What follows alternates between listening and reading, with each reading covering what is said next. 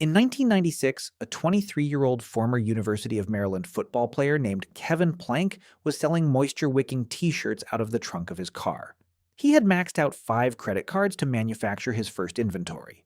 He had driven to every NFL training camp in the country to personally pitch his product to players and equipment managers, sleeping in his car between stops and keeping a detailed log of every contact he made and every rejection he received. He had no office, no distribution network, no retail relationships, and no external funding beyond the credit lines he had already exhausted.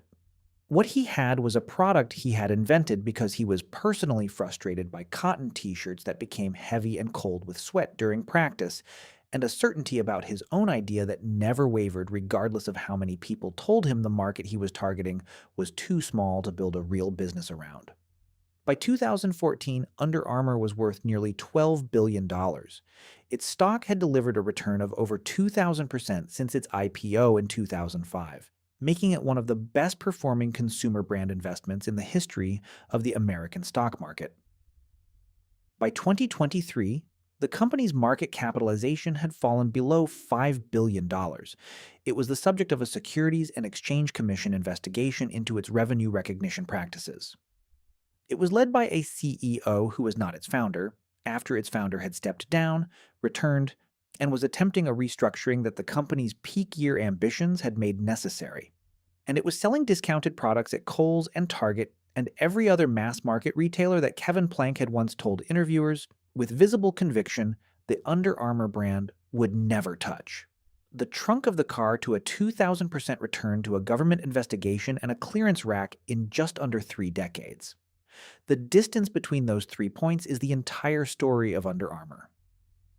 A company that built one of the most extraordinary brand ascents in the history of athletic apparel and then systematically dismantled every structural advantage that ascent had created. Kevin Plank was not a typical entrepreneur in the sense that Silicon Valley has trained the world to understand entrepreneurship. He was not a technologist with a platform vision. He was not a business school graduate with a financial model built on spreadsheet projections. He was an athlete who had identified a specific, tangible, physical problem with an existing product category and had engineered a specific, tangible, physical solution to it.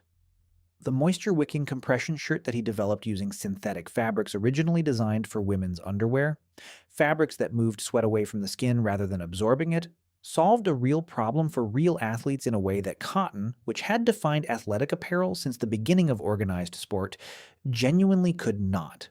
The product worked. The athletes who tried it, from the NFL training camps where Plank first found his customers, to the college programs that became his early institutional accounts, adopted it with the evangelical loyalty that comes from a product that genuinely changes the experience of performing in one's body. Under Armour's early growth was not driven by advertising campaigns or celebrity endorsements or retail shelf placement negotiations. It was driven by product quality and by word of mouth among a community of serious athletes who trusted the recommendations of other serious athletes more than they trusted any marketing message. This founding product clarity gave Under Armour something that most apparel brands spend decades trying to manufacture, and few ever achieve: authenticity. The brand stood for something specific, and that specificity was backed by a product performance claim that was verifiable in the body of every athlete who wore it. Nike was aspirational. It sold the idea of athletic excellence more than it sold a specific technical performance advantage over competing products.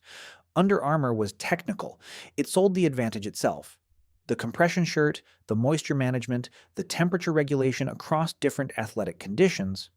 These were measurable attributes that the athletes who wore Under Armour could feel in their performance, which meant that the brand's claims were continuously validated by direct physical experience rather than by advertising narrative alone. This is an extraordinarily rare position for any consumer brand to occupy, and it is the foundation on which everything Under Armour built in its first decade rested. The brand did not need to convince athletes to believe in it. The product convinced them. The product line expanded logically from compression shirts into footwear, into outerwear, into cleats, into training shoes, into the full range of categories that a serious sports performance brand needs to occupy in order to compete across a retail landscape dominated by Nike and Adidas. Each expansion in the early years was grounded in the same technical performance logic that had built the compression shirt business. Under Armour was not trying to outstyle Nike or outfashion Adidas. It was trying to outperform both of them on the specific dimension of technical athletic function. This positioning attracted a specific kind of athlete: serious, competitive, performance focused, willing to pay a premium for a measurable advantage over a competitor wearing a different brand. It was not the largest possible athletic apparel customer demographic, but it was among the most loyal and among the most commercially valuable. The customers Under Armour built in its first decade were not buying the brand because it was fashionable or because a celebrity they admired wore it. They were buying it because they believed, based on direct physical experience, that it made them better athletes.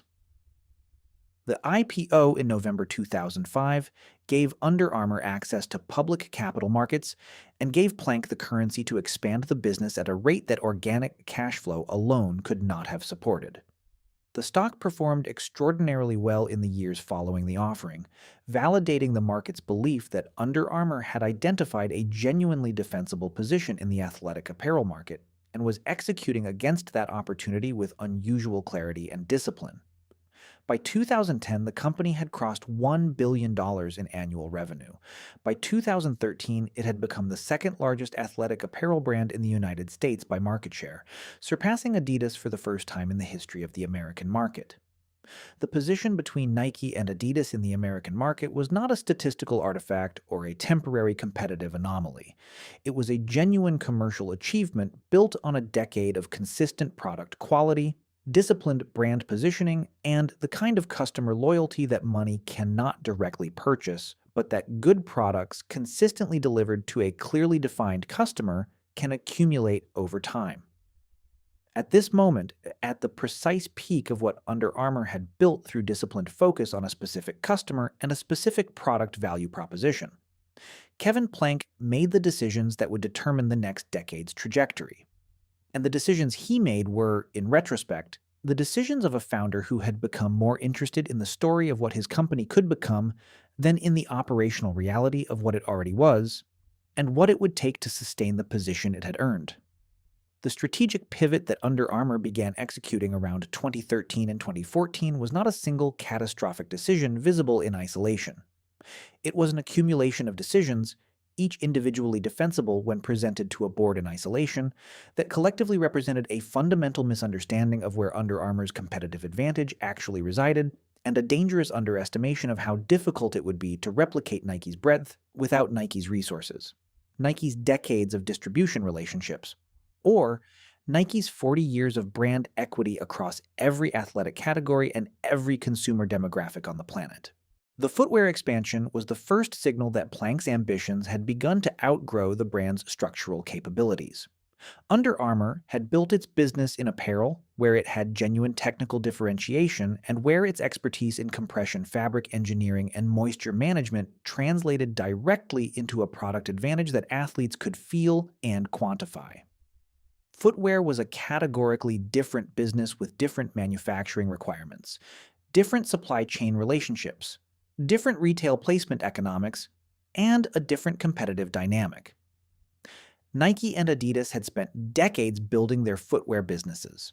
Their relationships with the manufacturing facilities that produced the best performance athletic shoes, their accumulated technical expertise in sole construction and cushioning systems, their material science investments, and their athlete endorsement portfolios in every major footwear-relevant sport gave them structural advantages in footwear that were not simply a function of spending more money. Under Armour's footwear products were often technically competent and occasionally received genuine critical recognition from athletic footwear reviewers. But technical competence in footwear was the baseline that Nike and Adidas had already established decades before Under Armour entered the category. Under Armour needed to be significantly and consistently better than both of them to take the kind of market share that its revenue projections implied, and in the majority of footwear subcategories, it was not. The connected fitness acquisition strategy that Plank pursued between 2013 and 2015 was the clearest and most expensive expression of the mismatch between his vision and the company's operational capabilities. Under Armour spent approximately $710 million acquiring three digital fitness platforms.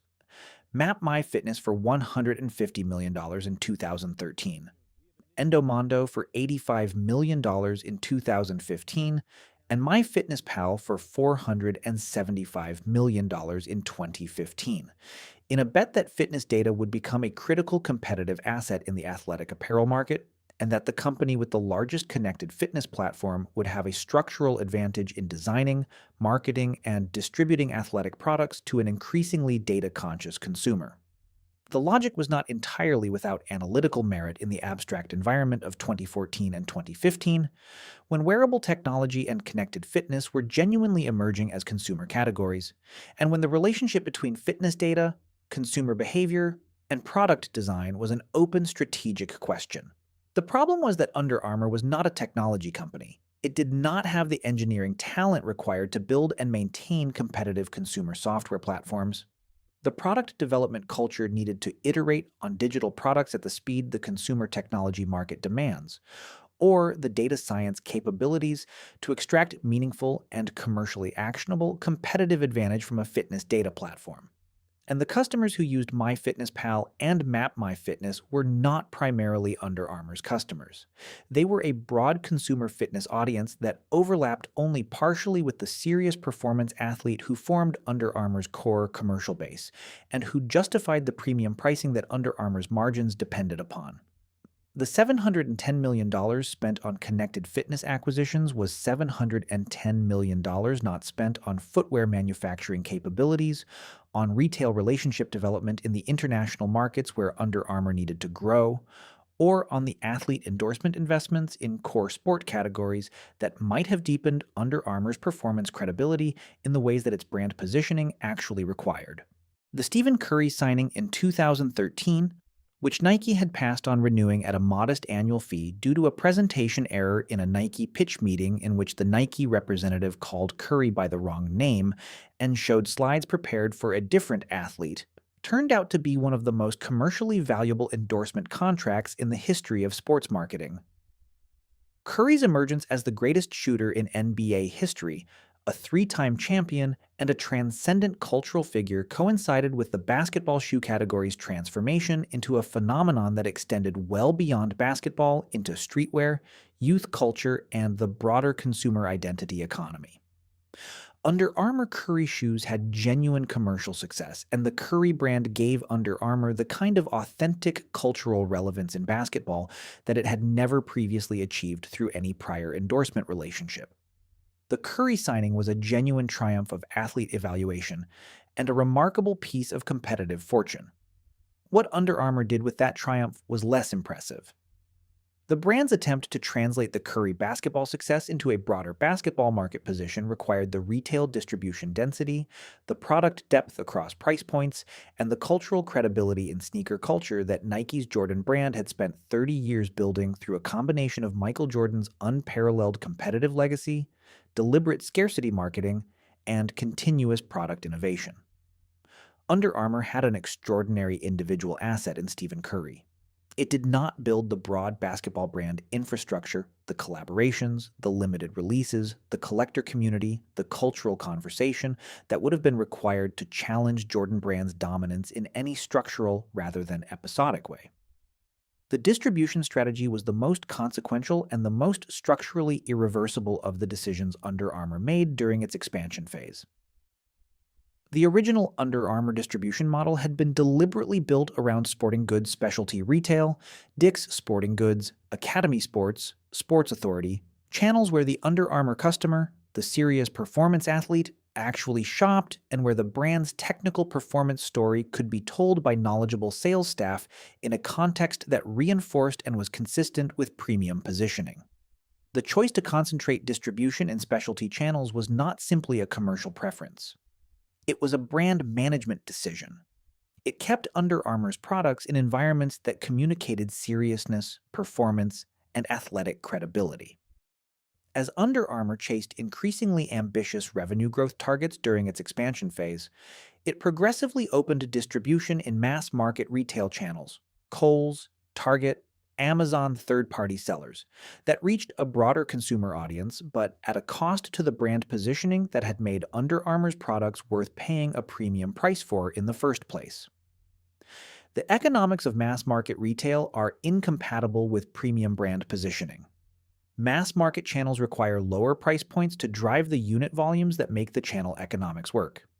Lower price points require either lower product costs, which typically means lower product quality, or lower margins per unit, which means the financial return from mass market distribution is weaker than the revenue line implies. Neither outcome is compatible with sustaining the brand equity that justified premium pricing in the specialty channel. Once a brand appears prominently in the clearance section of a Kohl's, the customer who has been paying premium prices at a specialty sporting goods retailer begins to recalibrate their understanding of what the brand is actually worth. The distribution expansion that Under Armour pursued in the name of revenue growth was simultaneously the most effective possible mechanism for destroying the premium brand positioning that had made the revenue growth achievable in the first place. The financial signals that the strategic decisions were not working arrived with the 2016 fourth quarter earnings report, in which Under Armour reported its first miss against analyst revenue expectations since going public in 2005. The stock fell approximately 25% in a single trading day on the announcement, one of the largest single-day market capitalization losses in the company's public history. The miss was not a one-quarter anomaly. It was the first visible surface manifestation of structural problems that had been developing across multiple strategic dimensions simultaneously.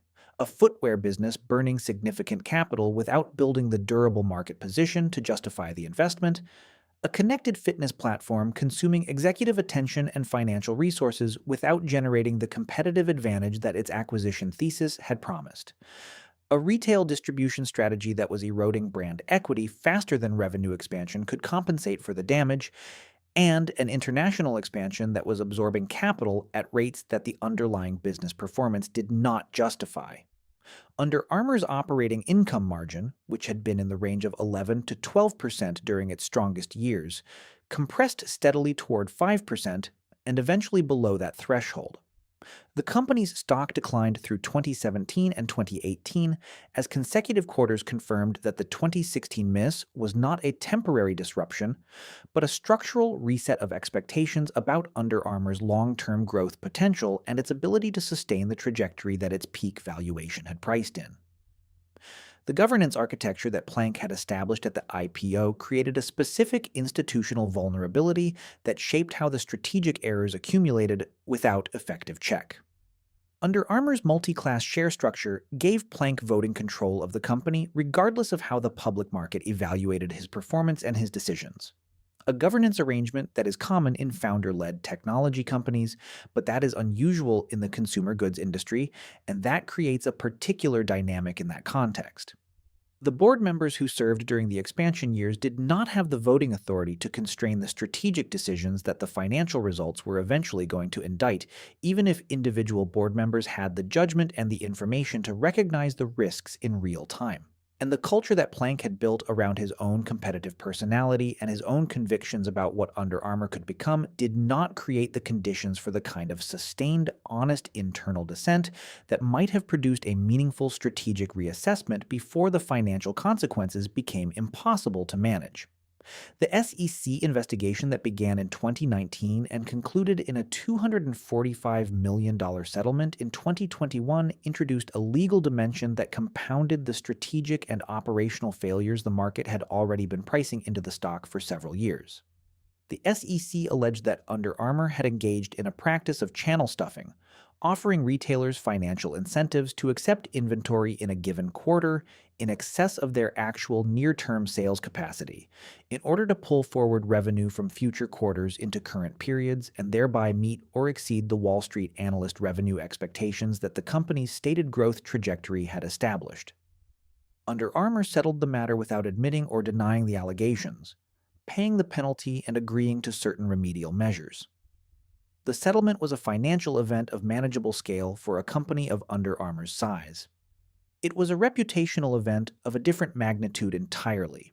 For a brand whose identity had been constructed around authenticity, athletic integrity, and the transparent performance claims of its products, The suggestion that the company's financial reporting had been managed to satisfy external expectations rather than to reflect operational reality struck at the foundation of the story Under Armour had told about itself since Kevin Plank first opened the trunk of his car. Plank stepped down as CEO in October 2019, transitioning to executive chairman before eventually separating from the board. Patrick Frisk, a veteran of the Timberland and Aldo footwear businesses, served as CEO from 2020 to 2022. Plank returned to the CEO role in 2023, his second tenure defined by a restructuring mandate and a dramatically reduced set of ambitions compared to those that had driven the expansion years. The connected fitness platforms were sold or wound down at fractions of their acquisition prices. MyFitnessPal, acquired for $475 million in 2015, was sold for $345 million in 2020. A loss of $130 million on the nominal purchase price, before accounting for 5 years of operating costs and capital investment. The international operations were restructured and selectively contracted. The product line was rationalized. The company that had once aspired to replace Nike as the defining athletic performance brand of the 21st century was executing a turnaround whose stated objectives were the recovery of profitability, the stabilization of brand positioning, and the identification of a sustainable competitive footprint in a market that had shifted substantially while Under Armour was attempting its expansion. The market that Under Armour returned to after the strategic contraction was not the market it had left. Lululemon, which had been a niche yoga and women's athletic apparel brand at the beginning of Under Armour's expansion phase, had grown into a dominant premium athletic lifestyle company during exactly the period when Under Armour was distracted by footwear, connected fitness acquisitions, and mass market distribution. Lululemon captured a substantial portion of the premium athletic consumer that Under Armour might have retained with more disciplined brand positioning, and it did so by executing exactly the strategy that Under Armour had demonstrated was viable. Focus on a specific premium customer, maintain price integrity, and let product quality and community loyalty build the brand rather than chasing breadth. The athleisure trend that Lululemon had pioneered reshaped the athletic apparel market in ways that Under Armour's hard performance positioning was structurally poorly suited to address. The customer who wore Lululemon to brunch, to the office, and to yoga had different purchasing criteria than the serious competitive athlete who had built Under Armour's original base.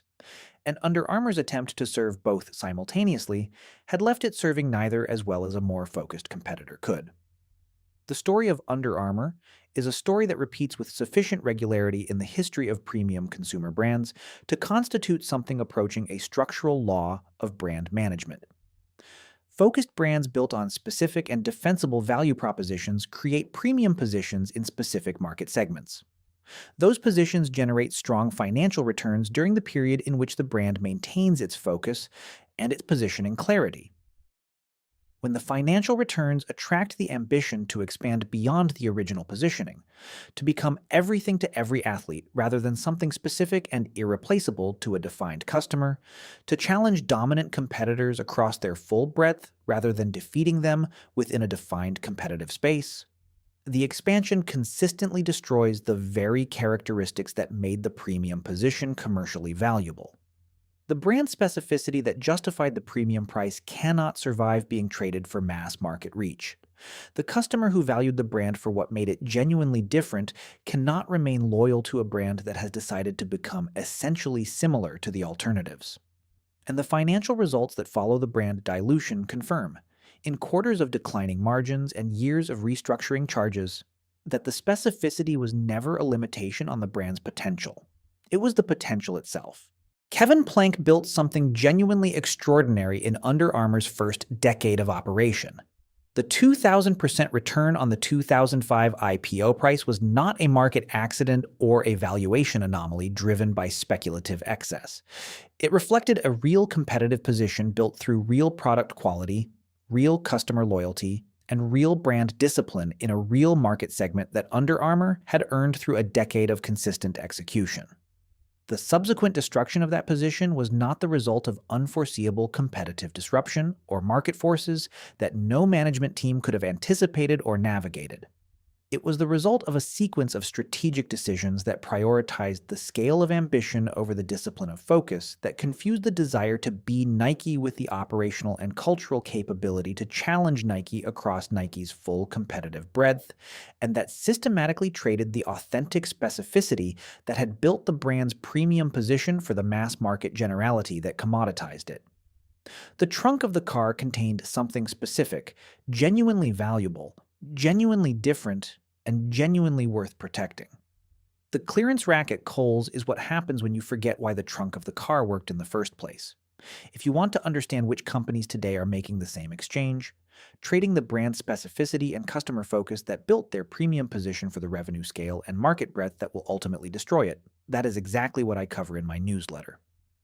Distressed debt analysis, leveraged finance, corporate governance failures, and the structural signals that appear in a company's financial statements before the clearance rack becomes the publicly visible outcome. The link is in the description, and if you want to see what happens when another founder mistakes the scale of their ambition for the durability of their competitive advantage, click the videos above.